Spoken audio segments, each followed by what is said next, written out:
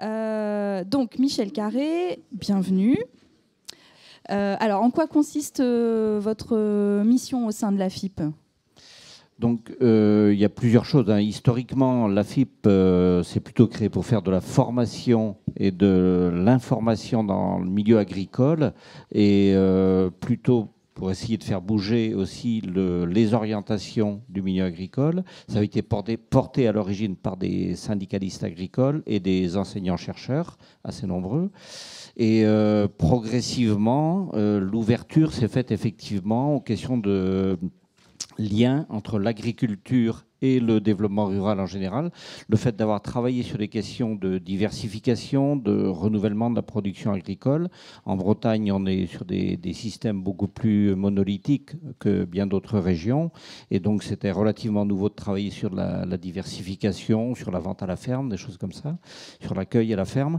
Et du coup, effectivement, le fait de travailler sur ces questions-là a amené assez vite à travailler sur la place de l'agriculture, le lien avec les élus, dès les années 87-90 en fait, quoi. Et donc aujourd'hui, on aimerait être plus fortement sur les questions de concertation entre agriculteurs et autres acteurs du milieu rural, quoi. Merci. Alors avec vous, on va voir comment on passe du conflit interterritorial à la solidarité producteur-buveur, inscrite autour d'un projet agricole de territoire du bassin versant de la Haute-Rance. Alors, même chose que tout à l'heure, on va voir où nous sommes et quelles sont les grandes informations de ce territoire. Donc, la particularité de cet exemple, c'est qu'on a deux territoires, un bassin de consommation et un bassin de production. Le bassin rennais, 38 communes, 400 000 hectares. Et 400 000 habitants. Pardon. Et le bassin versant de la Haute-Rance, où on a 3 pays, 5 communautés de communes, qui fournit 40% de l'eau. Voilà. Où là, on parlera plus en hectares. Et voilà. Donc le syndicat mixte de production du bassin rennais, les sigles se bouscule sur ces sujets. Donc là, ce syndicat mixte anime les politiques de protection de l'eau sur la Haute-Rance et il a préparé le futur contrat du bassin versant 2014-2018 dont on va parler. Alors juste, la carte, les cartes sont intéressantes puisque sur la carte de droite, oui, voilà, c'est celle-là, on voit bien au milieu le bassin de consommation et à la fois sur la gauche et sur la droite également, les 3 bassins versants de production, dont celui de la Haute-Rance. Alors voilà, donc là vous voyez à côté, c'est le bassin de consommation, mais en plus grand. Enfin, voilà. Là, ce qui est intéressant, c'est bien cette configuration particulière entre ce qui arrive quand même assez fréquemment, que l'eau consommée ne soit pas forcément produite sur le territoire. Voilà, donc on va passer un peu en revue l'historique du projet que vous avez accompagné, parce qu'en fait, vous avez été amené à travailler pour le syndicat mixte de production du bassin rennais. Et la première question que je vais vous poser, c'est pourquoi ce syndicat mixte a-t-il lancé une concertation pour son contrat territorial 2014-2018 ? Alors, on revient sur l'historique du coup. Oui, je parle un peu en leur nom du coup parce que je pense qu'il y a aussi du dit et du non dit. Moi, l'analyse que j'en fais, y compris après coup, c'est qu'en gros, parce que l'histoire est assez ancienne quand même, sur bien sûr les barrages donc on est sur du captage sur rivière par barrage, et donc contrairement à ce qu'on a vu là dans l'exemple précédent. Mais donc c'est une histoire d'une 40aine d'années et avec progressivement donc entre guillemets, l'image qui en est donnée, ce sont les Rennais qui imposent effectivement au territoire où ils prennent l'eau leurs propres conditions.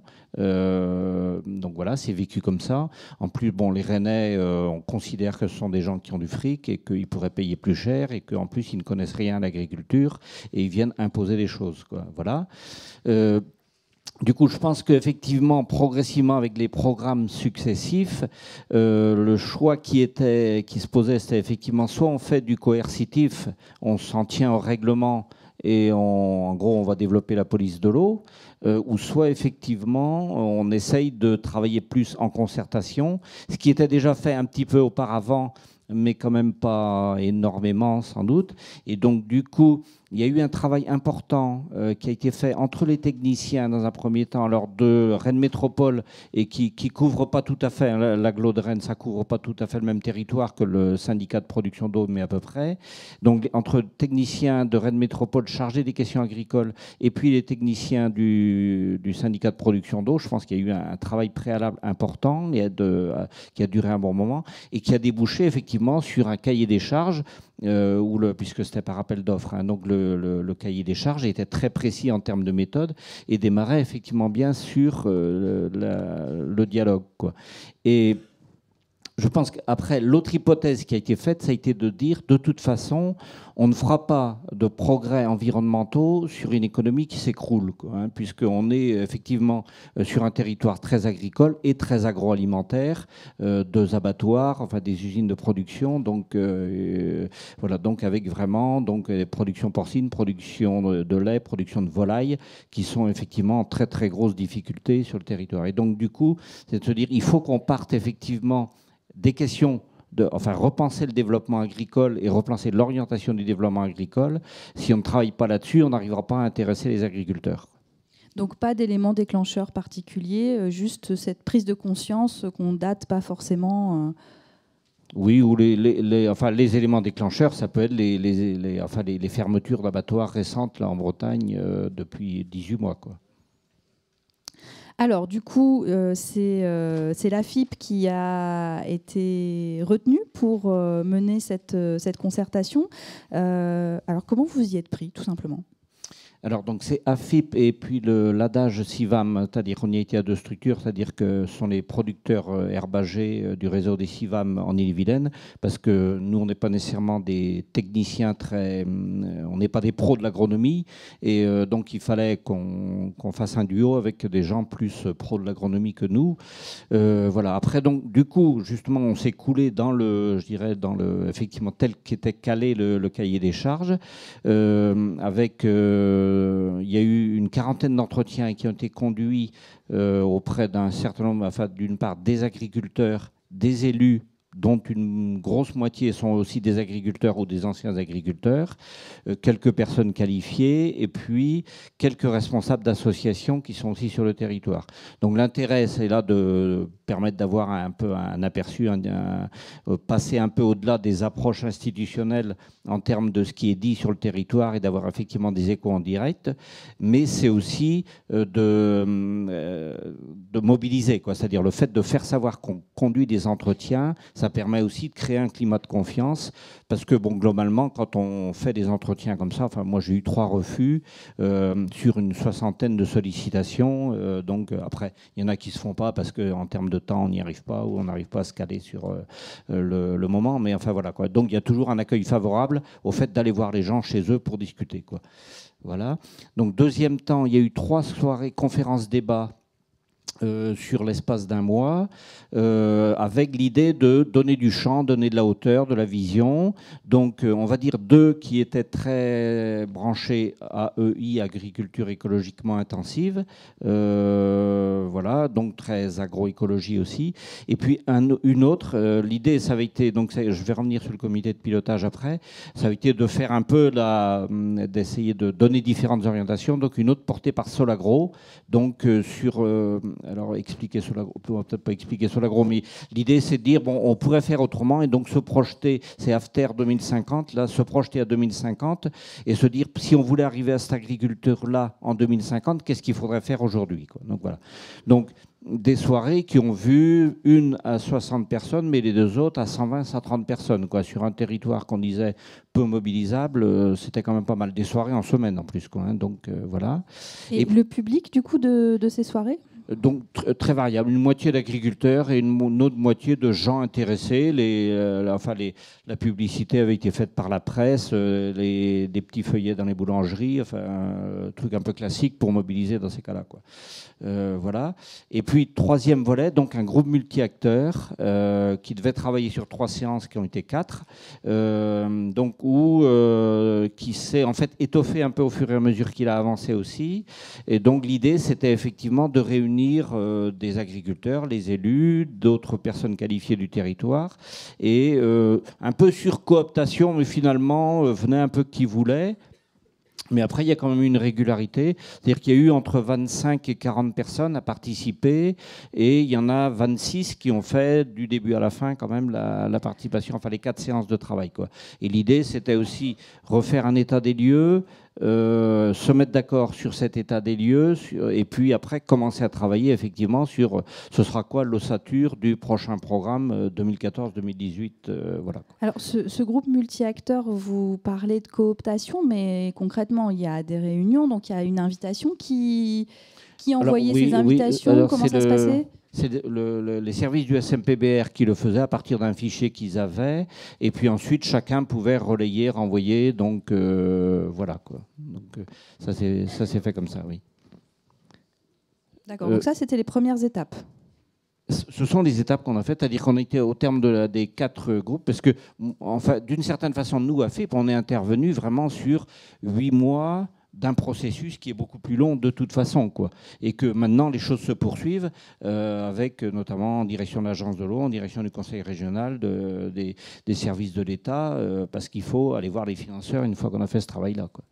Alors du coup, est-ce que vous pouvez revenir sur ce groupe multi-acteurs et sur la manière dont vous l'avez animé, son contenu? Vous avez dit également que vous êtes passé de 3 à 4. Enfin, voilà, qu'est-ce qui s'est passé dans ce cadre-là? Alors, donc l'idée, c'était effectivement de favoriser la prise de parole, l'expression. On a fait le choix, parce que là, on l'a vraiment co-animé avec la collègue donc, de l'adage Sivam. Donc, on a fait le choix de passer pas mal par l'écrit, c'est-à-dire avec des systèmes de petites tables, des panneaux à remplir sur place. Enfin, donc, l'expérience montre que le fait de... Bon, il y a souvent une réticence à l'idée d'écrire, mais effectivement, une fois qu'on a passé les 10 premières minutes, finalement, les personnes s'y prêtent assez volontiers et écrivent des choses qui ne vont pas toutes dans le même sens, qu'il faut quelquefois un peu décoder, enfin réussir à ou faire expliciter parce qu'on ne comprend pas bien ce qu'il y a derrière. Il y a ceux qui sont tout de suite partie prenante, enfin il faut aller tout de suite dans les mesures très concrètes, quoi, c'est-à-dire on va replanter 200 mètres de haies ici et puis faire autre chose là. Et puis d'autre part, donc d'autres personnes, pardon, qui sont plus sur une approche. On a besoin d'avoir une approche globale avant d'aller dans le concret, quoi. Donc effectivement, il faut marier un peu ces 2 types d'approches-là. Et puis après, du coup, le choix, enfin le parti pris, donc c'était effectivement co-présidé par un élu du SMPBR et un élu d'une des communautés de communes qui nous accueillait. Et je crois pouvoir dire que la coprésidence-là a vraiment pris de la consistance au fur et à mesure qu'on a avancé. Les personnes ne se connaissaient pas beaucoup avant, et donc elles ont appris à bosser ensemble aussi, et que, bon, on avait essayé de préparer le terrain, mais il y a vraiment une coprésidence qui a pris de la consistance, oui, au fur et à mesure qu'on a avancé. Et puis donc le parti pris de dire on ne se limite pas sur les sujets au démarrage, on va au-delà des questions de l'eau et on est vraiment sur les questions de l'agriculture. Ce qu'on a remarqué aussi au fur et à mesure qu'on avançait, c'est que finalement, parce qu'on était sur un territoire séparé, on est sur 2 départements et que les personnes n'avaient pas du tout l'habitude de travailler ensemble d'un côté à l'autre de la frontière départementale, quoi. Et ce qui n'est pas le cas partout, quoi, sur des situations de ce type-là. Mais là, en tous les cas, il y avait quand même une séparation forte et que au fur et à mesure qu'on a avancé, on s'est rendu compte que les sujets majeurs qui revenaient n'étaient pas nécessairement liés à l'eau, mais c'était aussi, par exemple, la question de l'énergie aujourd'hui, quoi. Et donc, faire des économies d'énergie, produire de l'énergie. Alors, ça avait effectivement à voir avec les questions du bocage, puisque la question de la replantation des haies était un aspect important, et de la reconstitution de talus, puisqu'on avait une problématique importante de pesticides et de phosphore et de matière organique dans l'eau. Et donc, du coup, ça touchait à ça, mais ça pouvait aller bien au-delà sur des questions du photovoltaïque, et d'autant plus qu'on est sur un territoire qui jouxtait, enfin, il y avait un territoire qui fait le pari d'être autonome en production énergétique en 2030, là, sur le Menet, en Bretagne, pour ceux à qui ça parle un petit peu. Donc, à partir de la méthanisation, de l'éolien et des choses comme ça. Donc, la question de l'énergie, effectivement, était une question importante, mais qui n'avait pas nécessairement directement à voir avec la qualité de l'eau, quoi. Donc voilà. Mais après, il y a d'autres éléments qui sont revenus, comme par exemple de dire, est-ce qu'on pourrait faire de la mutualisation des matières organiques produites sur les élevages aujourd'hui et diminuer de 30%, voire 50% l'importation d'azote minéral, par exemple, sur ce territoire, quoi. Donc des idées comme ça qui ont progressivement émergé, quoi. Et donc, c'est bien ce groupe multi-acteurs qui a fait des propositions pour le contenu du contrat de territoire. Alors après, ça a été repris par le comité de pilotage, donc on vient un peu à ce qui a été dit précédemment aussi là, sur l'importance du cadre. Le comité de pilotage qui, je pense, a pris aussi son assise au fur et à mesure qu'on a avancé, y compris les deux coprésidents, les mêmes coprésidents bien sûr. Et donc, il y a eu une réunion du comité de pilotage entre chaque réunion du groupe multi-acteurs pour cadrer les choses. Alors moi, je ne sais pas s'il y a eu des réunions en petits groupes entre-temps entre PERP et AIRS. C'est possible que oui. J'en ai pas eu d'écho direct, mais en tous les cas, les choses ont pris leur consistance là, avec effectivement progressivement on a avancé vers une structuration par tête de chapitre, par points forts sur lesquels il fallait avancer, voilà quoi, en différenciant effectivement ce qui allait être directement lié au programme lié à la qualité de l'eau, et puis ce qu'il fallait continuer de porter, mais même si on allait chercher, c'est-à-dire notamment sur les questions d'énergie, par exemple, est-ce que dans un moment où les contrats de pays, donc en Bretagne en plus les pays loivrenais ont une importance relative, enfin c'est relativement important, et donc sont en renégociation de leur contrat avec le conseil régional, donc est-ce que ça peut être d'autres relais qui sont pris pour porter effectivement ces questions-là, qui ne seront pas portées directement par l'agence de l'eau, par exemple, quoi. Et alors, qui est à l'origine de la formule et la solidarité producteur-buveur et pourquoi enfin, il me semble que vous y tenez beaucoup. Enfin, c'est le plus reflet moi qui l'ai utilisé, d'une problématique, je pense, oui. ouais, non ? Je ne suis pas sûr qu'elle soit directement dans les écrits, non. C'est ça, c'est moi qui ai synthétisé un peu cette question-là, parce que j'avais aussi par le passé travaillé sur le bassin du Couesnon, sur le pays de Fougères, où on était exactement sur la même problématique, c'est-à-dire du puisage de l'eau par un tiers extérieur, et effectivement où il y avait le sentiment, enfin eux ils le vivaient vraiment un peu comme on est colonisé, quoi, et exploité, quoi. Et donc là, vous considérez que le travail qui a été fait leur a permis de sortir de ce blocage ? Alors moi, si on regarde le contenu du je contrat. pense que, enfin, c'est difficile de dire parce que bien sûr la démarche n'est pas conclue. On ne sait pas où on sera arrivé dans 1 an, dans 2 ans, dans 3 ans.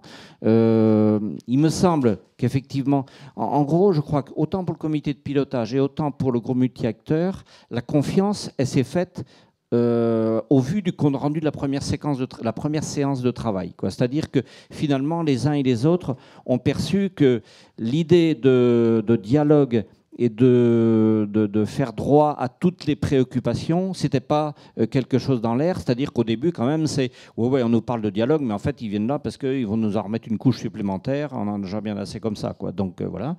Et que du coup, c'est clair qu'au début, on était plus dans la défiance que la confiance. Alors, est-ce qu'à la fin, la confiance est complètement établie ? Sans doute que non, mais en tous les cas, il y a des choses qui ont avancé, quoi, c'est clair, quoi. Y compris le coprésident de la communauté de communes d'accueil, puisque les réunions se passaient toujours sur le bassin, bien sûr. On l'a vu défendre le morceau, quand même, face à des agriculteurs, sur, effectivement, la nécessité d'avancer sur un certain nombre de choses, quoi. Alors qu'au début, il n'était pas trop publiquement sur des positions comme celle-là, quand même, quoi. Et il y a quand même la production d'un contenu, le contenu de ce projet agricole de territoire. Il y a un certain nombre d'innovations. Est-ce que vous pouvez du coup les décrire, qu'on puisse voir ce que ça peut avoir aussi en termes de conséquences sur les idées et les actions qui seront mises en œuvre entre 2014 et 2018 ? Oui, enfin bon, sachant qu'elles sont en négociation aujourd'hui avec des financeurs, quoi. Donc effectivement. Oui, mais on va pour l'intérêt oui, de notre journée, on va faire comme si oui. cette question était réglée. Hein, voilà. Non, mais pour qu'on puisse comprendre un peu ce qui a permis de produire les échanges. Non, mais je crois qu'effectivement, le fait majeur, en tous les cas, pour moi, ce que j'ai constaté, c'est effectivement le retour en force de l'agronomie avec les préoccupations d'agronomie et donc, du coup, d'améliorer les manières de faire, effectivement. Donc, c'est pour ça que j'ai mentionné, là, par exemple, la question de la place des matières organiques, enfin, c'est-à-dire, en gros, les fumiers, les lisiers, les purins d'élevage, pour savoir effectivement qu'est-ce qu'on en fait. Est-ce qu'aujourd'hui, effectivement, les lisiers sont desséchés et exportés en Mayenne, par exemple, enfin, une partie, bien sûr, mais et alors, est-ce qu'on peut raisonner différemment les choses sur le territoire?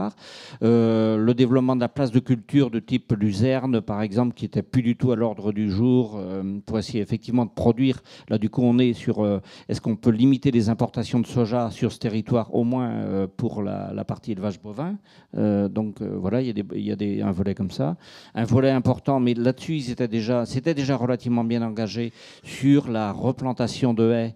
Sachant qu'on est toujours sur des territoires où effectivement on dit beaucoup de choses sur la replantation de haies, mais en même temps, il s'en détruit toujours plus qu'on en replante quand même, quoi. Donc il y a encore beaucoup de chemin à faire pour avancer là-dessus, quoi. Et alors, peut-être le point fort par rapport à ça, c'est qu'on a essayé de mettre en évidence la notion d'espace commun, c'est-à-dire que qu'est-ce qui est commun finalement aux agriculteurs, aux élus, aux habitants du territoire. Et du coup, l'entrée par le bois, les haies, les zones humides permettait de travailler aussi sur la notion d'espaces communs qui sont un peu à gérer en commun d'une certaine façon, parce que le paysage, c'est quelque chose qui appartient à tout le monde, quoi. Et là-dessus, il y a aussi une véritable avancée, voire des liens qui peuvent se faire, par exemple, avec le développement touristique, si on commence à repenser un peu les paysages, quoi. Donc voilà. Mais bon, il y aurait d'autres choses à détailler, effectivement. D'accord, donc on retrouve un peu l'approche globale dont parlait M. Zakossian tout à l'heure. Alors, je me tourne vers notre spécialiste dialogue territorial. Sur cet exemple, si d'ailleurs il y a des questions pour compléter ou pour faire un peu un retour de ce qu'il y a à en retenir sur la question, en tout cas l'entrée dialogue territorial. Alors, je peux commencer par dire ce que j'ai retenu, puis il y a deux questions qui vont en émaner, qui vont en sortir. Donc j'ai retenu 4 points là. Le premier, c'est le fait qu'il y a eu toute cette phase de préparation, de montée en puissance. Tu as parlé d'entretien, c'est un grand nombre d'ailleurs. Hein. C'était combien, 30, 40 40. 40 enfin, 37 précisément. D'accord. Ouais. Donc beaucoup d'entretiens préalables. Et puis ces conférences-débats qui sont une façon de faire circuler l'information, de mettre les gens en discussion, etc. Donc ça, c'est vraiment la phase de, on va dire, préparation de la concertation proprement dite, qui arrive après avec ces deux instances qui sont très articulées. Le comité de pilotage, et je vais te poser la question de savoir d'ailleurs qu'est-ce qu'il y a dans ce comité de pilotage, parce que je crois que tu ne l'as pas dit. Non. Oui, donc c'était... Alors, la composition précise, donc ce sont les élus des représentants du SMPBR, des représentants des élus des communautés de communes, le CPA qui est le comité professionnel agricole dans lequel est présent la Chambre d'agriculture. Alors je ne sais pas comment c'est ailleurs en Bretagne, sur chaque bassin versant, il y a un CPA, ou quelquefois on dit une parce qu'on dit une commission, mais donc une représentation des agriculteurs. Par contre, ce qui a posé problème, par exemple, ça a été la présence des associations au sein du comité de pilotage. Et là, j'ai bien aimé ce qui a été dit sur la gouvernance tout à l'heure, parce qu'effectivement, au dernier comité de pilotage auquel j'étais, les élus ont refusé la présence des associations au sein du comité de pilotage, alors qu'ils étaient contents de les avoir quand même dans le groupe multi-acteurs. C'est-à-dire qu'ils n'ont pas été au comité de pilotage, les associations, c'est ça? Ouais. Non. D'accord. Donc je reviens sur ce que je disais, cette articulation entre deux instances, ce qui est peut-être un peu différent de ce que nous on a l'habitude de pratiquer, c'est que vous avez fait un groupe multi-acteurs qui était un groupe, on va dire, relativement abondant, puisque tu disais qu'il y avait entre 26 et 40 personnes qui avaient participé, qui n'était pas forcément stable, et qui était composé de manière un peu assez ouverte en fait. Vous n'avez pas fait une composition assez structurée en fonction des différents groupes d'intérêt qui sont concernés par le sujet. Vous avez fait quelque chose de beaucoup plus... et du coup, je pense que vous aviez, pour compenser cette ouverture, le besoin de travailler en aller-retour permanent entre le comité de pilotage qui lui était beaucoup plus réduit et structuré et le groupe multi-acteurs. Oui, je pense que l'idée au départ était un groupe multi-acteurs plus fermé qu'il n'a été en réalité. Et c'est au fur et à mesure des discussions. Je pense que moi, entre autres, j'ai poussé davantage à plus d'ouverture que ce qui était prévu au départ. C'est-à-dire qu'au début, par exemple, il n'était pas question de faire une invitation un peu à la volée avec un fichier de 300 personnes. Et puis finalement, le SMPBR, ils ont accepté de le faire. Et donc, du coup, après, c'est plus aussi en fonction des disponibilités, quoi. Il y a 26 personnes qui ont fait quand même les 4 réunions, et après, c'est plus un peu de flottement en fonction des possibilités d'être là ou pas. C'est quelque chose d'intermédiaire entre ce qu'était la conférence débat, où là, c'était vraiment complètement ouvert, et le groupe de travail tel qu'on le construit, qui est quelque chose de beaucoup plus préparé, en fait, en termes de composition. Vous avez fait quelque chose de mixte, en fait, d'hybride. Et puis le dernier point, c'est la question de la répartition des rôles notamment dans le groupe multi-acteurs. Tu as parlé de co-animation et de coprésidence. Donc c'est quelque chose d'intéressant et en même temps de délicat à gérer. Notamment le lien entre animation et présidence est parfois mal joué, c'est-à-dire que les présidents commencent à rentrer dans un rôle d'animation et du coup peuvent mettre en l'air la conduite du processus par les animateurs qui ont tout un... Comment vous avez joué là-dessus? Et aussi, quelle est la répartition des rôles entre les deux co-animateurs? Je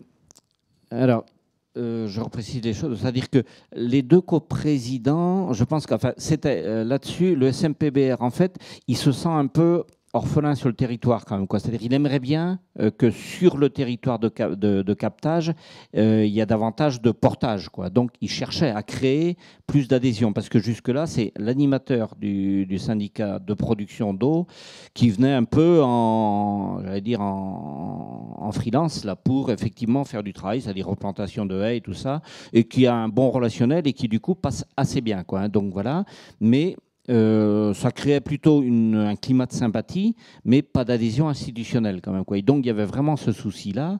Et en fait, là, du coup, les deux coprésidents, ils ont vraiment été dans des rôles d'introduction, de conclusion.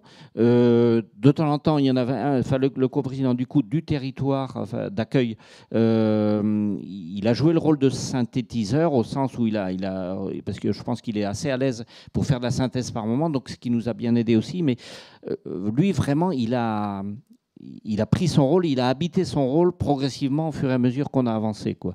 Après, sur l'animation, en fait, il y a deux cas de figure, parce que le comité de pilotage, je co-animais un peu avec l'animateur du syndicat de production d'eau, alors que les groupes multi-acteurs, j'animais avec la collègue de l'ADAGE, quoi, hein. Donc voilà. Donc c'était plutôt, avec la collègue de l'ADAGE, c'était plutôt vraiment sur des éléments de méthode, sur comment on travaille, faire une pluie d'idées, justement, ou des choses comme ça. Qu'est-ce qu'on propose comme méthode? Sachant que, par exemple, sur la première réunion, il y a eu un claquage de porte, quand même, d'un président de coopérative, de grosse coopérative. Je pense qu'il a tout de suite compris de quoi il s'agissait, qu'on allait vraiment faire une démarche démocratique. Et lui, il a vraiment compris que ça allait être ça. Il n'en voulait pas et donc il est parti. On a eu très peur qu'il entraîne du monde avec lui et puis finalement ça s'est pas fait. Donc vraiment, ma collègue était sur la méthode. Sur la co-animation du comité de pilotage, moi j'intervenais plus en appui pour resynthétiser, redonner quelques billes à un moment donné, quoi. Donc voilà, quoi. Merci à tous les deux. Alors, même principe que tout à l'heure. Est-ce qu'il y a des questions sur cet exemple?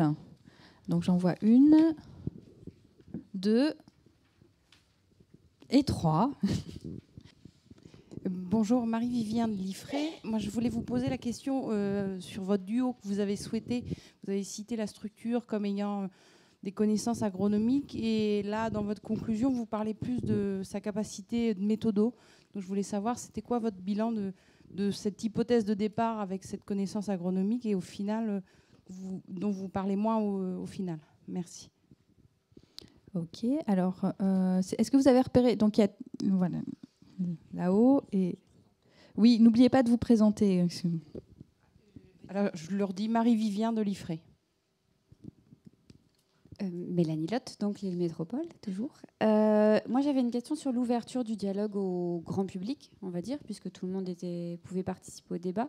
Parce qu'on a tendance à rester un peu dans un circuit fermé de dialogue. Quelle a été la plus-value de cette ouverture grand public au sein des débats? Est-ce que ça a permis de lever des appréhensions, de permettre, on parlait du besoin de reconnaissance en première partie, quelle a été finalement la plus-value de cette ouverture large des débats? Et dernière question. Bonjour, Patricia Eugé, groupement bio de Lorraine.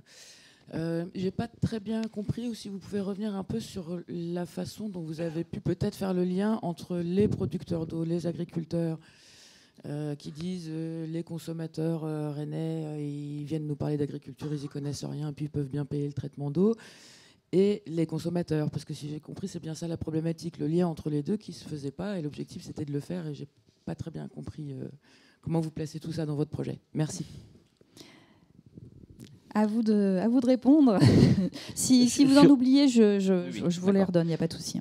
Oui, d'abord, sur la dernière question, en fait, les consommateurs en tant que tels ne sont représentés qu'au travers du syndicat de production d'eau, quoi. C'est clair, quoi. Et ce qui n'est pas la moindre des questions d'ailleurs, parce qu'entre une superstructure, quand même, il faut l'appeler comme ça, quoi. C'est un syndicat qui regroupe des communautés d'agglo et communautés de communes, quoi. Donc, qui est quand même assez loin, assez loin. Ça ne veut pas dire que les élus qui y sont ne connaissent pas ce dont ils parlent, mais en tous les cas, les consommateurs n'ont pas connaissance. Et quand ils reçoivent une facture d'eau, elle est au nom de Veolia, quoi. C'est-à-dire que pour eux, le SMPBR, ça ne leur parle pas nécessairement, quoi. Donc, effectivement, les consommateurs en tant que tels ne sont pas représentés. C'est bien le syndicat en tant qu'il a la responsabilité de fournir une eau de qualité, quoi. Donc, voilà, quoi. Donc, pour ça. Sur la première question, donc effectivement, il y avait eu un peu, on a joué un peu double compétence d'une certaine façon, c'est-à-dire que effectivement la collègue, elle avait travaillé pas mal sur les méthodes d'animation de groupe, donc on a utilisé ça entre guillemets pour effectivement favoriser quand le groupe est un peu conséquent, avec pas nécessairement des accords au préalable et tout ça, donc essayer de jouer aussi la temporisation, l'apaisement, parce qu'il y en avait besoin.